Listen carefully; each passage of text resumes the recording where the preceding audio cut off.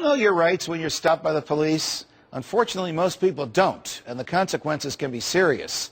From illegal searches to excessive force, anyone can be a victim. Filmmakers Steven Silverman and Scott Morgan are fighting to stop this. They've made a terrific movie called 10 Rules for Dealing with the Police. Here's a clip. Relax. I didn't do anything. You got a bad attitude. Now, I pulled you over because you were swerving between lanes. That's all. Now, you got a choice here. If you cooperate, you're going to make things a whole lot easier on yourself. Now, what that means is you got to be straight with me. You understand? Yep. Here's the deal. You don't speak unless I ask a question. You understand? Yep. All right. That hurts, man. That's too tight. Relax. You're fine. Now, where are you coming from? College. I'm coming home from college, man. You've been having problems with gangs moving guns down this highway. You're not packing any Tech 9s in there, are you? No, sir. So you don't mind if I take a look? Go ahead. All right, Darren, you just relax. Don't move. Just relax, don't move. Stephen Scott, welcome to Freedom Watch. This is an important movie. We just showed a small dramatic clip.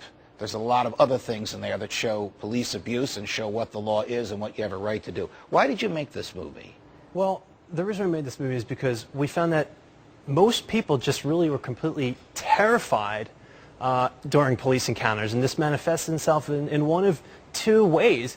Most people would completely roll over, would waive their rights at the point of a police encounter, but also some people, out of their fear and frustration, would wind up acting out during a police encounter. So we really realized we needed to create something that went beyond the little, the wallet cards that many people may have seen, and really took this thing and made it more compelling and created scenarios that people can relate to when they see it. All right, and Scott, what you created was the 10 rules. We're going to throw them up on the board. Some are common sense. Some are things that people basically need to be reminded of. Always be calm and cool. Obviously, that makes sense. You have a right to remain silent. Now, if the police ask you for your driving credentials, you obviously have to give that to them. But if they say, where are you coming from and where are you going, you don't have to reply. What's the best way not to reply?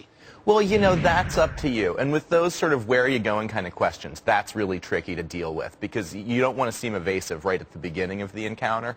But I think the most important thing for folks to understand is once it gets to the point of, hey, can I look around in your car? What do you have in the trunk? That's the kind of stuff that you really have to watch out for. That's one of the rules. That's rule number 3. You have a right to refuse searches. So when the police say, I see that bag on the front seat, I want to look in it, or would you mind popping the trunk for me? What's the appropriate response? Officer, calmly. Officer, I know you're just doing your job, but I don't consent to any searches. And you might have to repeat this, and the officer might reply with, well, you don't have any bombs or guns in the trunk. What do you have to hide? You don't mind if I take a look, do you? And they'll keep asking, but this is actually not a command. It sounds like a command, but it's actually technically a request, and you have every right to refuse that search. And we advise that you do it. Say, calmly, officer, I have nothing to say until... And the police will famously say, as Steve just said, you have nothing to hide. What are you worried about? What's the response to that? I have my dignity. I have my privacy. And there's the law. Well, you can do that, right? And, for us, you don't want to get in an argument with the officer about it.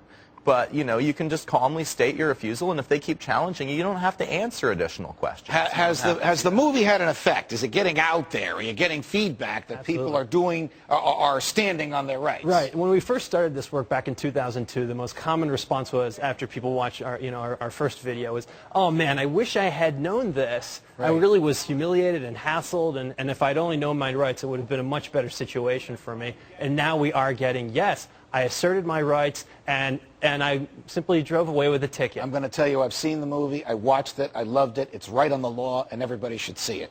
Steve, Silverman, Scott Morgan, thanks for your